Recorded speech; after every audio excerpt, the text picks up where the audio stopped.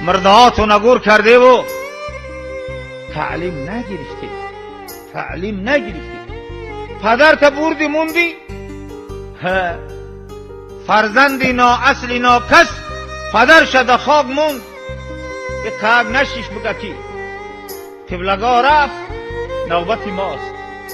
بیده آماده شیم، بیده تیار شیم. آخی کی را دیگه فکر میکنی؟ خانه کرد، هیچه کرد، دروازه کرد، با این بفا نکرد، تمام شد حیاتش. خدای را برد به تگ خاک. نوبتی ماست. بیده عقل بگیرم. آخی ای بینمازی توبه کنم، ای پاپیراس بند توبه کنم، ای قطاری بدان توبه کنم.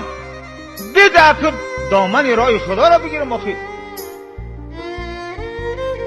پدر بگرمون، مادر بگرمون، دفنتم الاموات فلم تعتبرو. مرده ها را گور کرده و عبرت را گرفتی. حتی پدری خطا مادر تا که از دامن او به وجود آمده با دست خودت به آب دیده میبری میمونی، از عبرت نگرفتی. وقتی از او گشته اومدیم با یک تکه پکه را کشتیم قطعی 4 کسی دیگه، او تکه را قطعی آدمای نیک نخوردیم، با همه آدمای هم صحبت فیاد کردیم که اونا یک عمره کوتنی اومگن،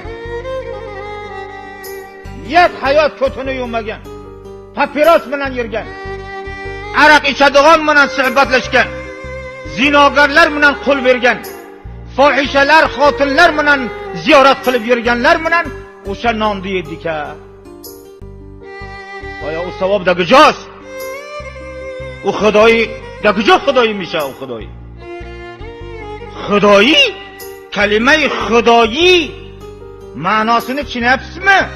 Xudoyi Xudo uchun qilingan ne'mat aytadi. Xudo uchun qilingan ne'matni Xudo rozi bo'lgan bandalarga berish kerak. Mefahmi ma'noy gapni?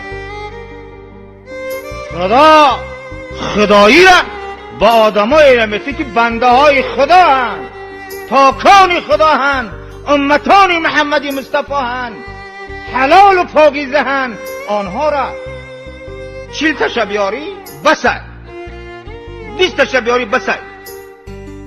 بسیار ریا و آوازه و شهرت نکن.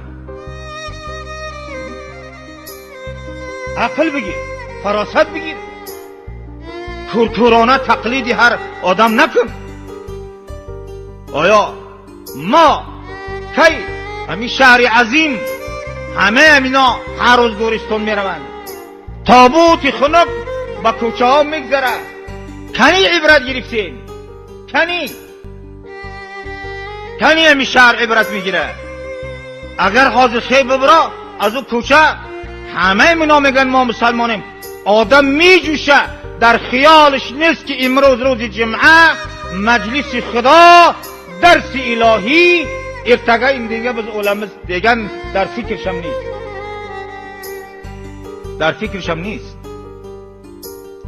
بعد اگر پرسش میگم من مسلمان آزادگی مسلمان بو میشن، بعدهن هیچ کس مسلمان نمیشود. الله وعده میکند ان الذين آمنوا وعملوا الصالحات كانت لهم جنات الفردوس.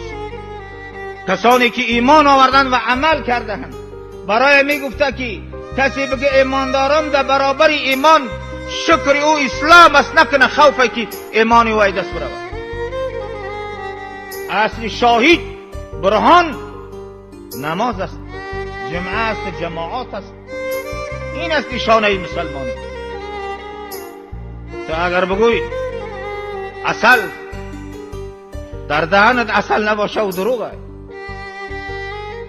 اصل را هم کسانی بگه اصل کی در دهنش خاشق اصل ہے. برای می رسول الله گفتن ذاق طعم الایمان من رضی بالله ربا و بالاسلام دینا و بمحمد رسولا و بالکعبه قبلة و بالمؤمنین اخوانا. مسلمان رضینا بالله ربا، ساخر سندیم که الله خالق ماست، مالک ماست. الله معبود ماست و بی اسلام دینن. ما بسیار خرسندیم که دینی ما اسلام دینی ماست، رای پاک ماست، عقیده ماست، جنات ماست، نجات ماست، سعادت دنیا و قیامت ما اسلام ما دین ماست.